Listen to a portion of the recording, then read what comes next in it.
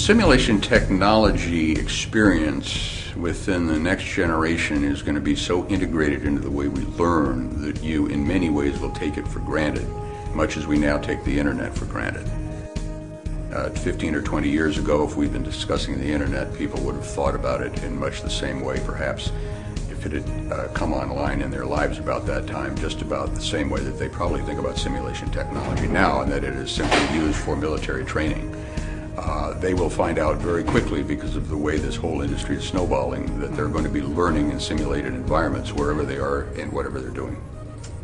ITSEC represents government, academia, industry, research organizations.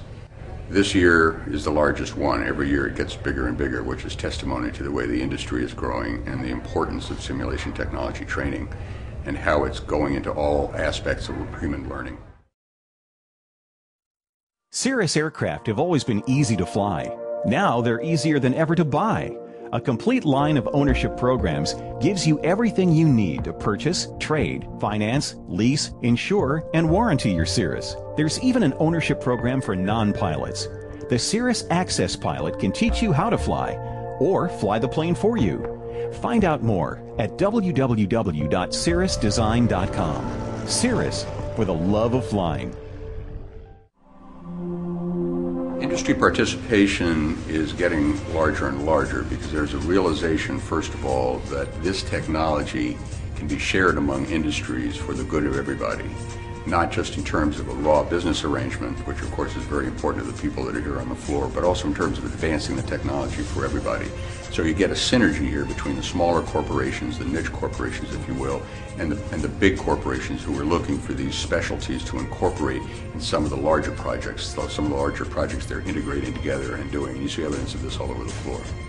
It has gone from very sophisticated cockpit training now, which was actually in existence about 15 or so years ago, and of course it's gotten even better, to other platform training where you have man-machine interfaces, and now to virtual and combined training where you have training of squadrons of aircraft linked with each other in a simulated environment operationally.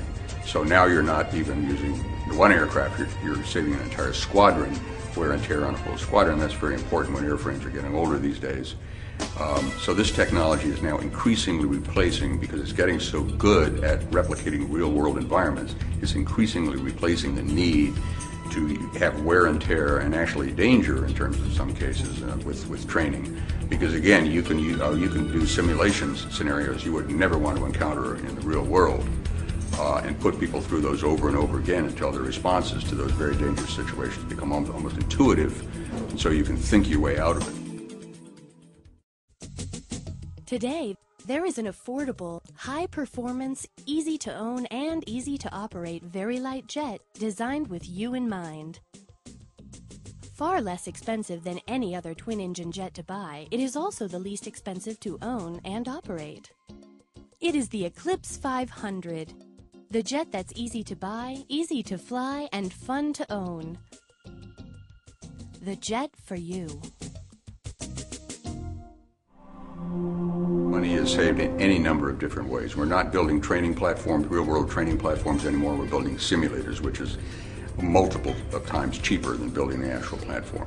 We're putting people through training exercises over and over again, very fast, very effectively, whereas to do that in real-world situations would require days or weeks of intensive training, expenditure of material and man-hours and this sort of thing. And because it's getting so good and it's going in so many other directions, you can do this in many other areas now that you never could do before. The other thing, and even more important, of course, is the life-saving technology aspects of this. There's an infinite variety of possibilities that you can train for. So you can even throw in the unexpected, and that is a vital characteristic of this. That replicates your worst nightmare, shall we say, in real life. It teaches you how to wake up alive, if you will. All nations are welcome here, by the way. We're not working just with our allies on this technology. Cooperation is very close among the NATO allies, of course, and NATO is one of the presences here. Because the technology is being shared internationally, because it's being developed internationally, and because there are international synergies, and this is just going to continue and get larger and larger. The international component of this event is the largest growing group of registrants at this event. as a matter of fact. And this has been a trend that's occurred for the last several years, and we expect it to continue. It is an international simulation event.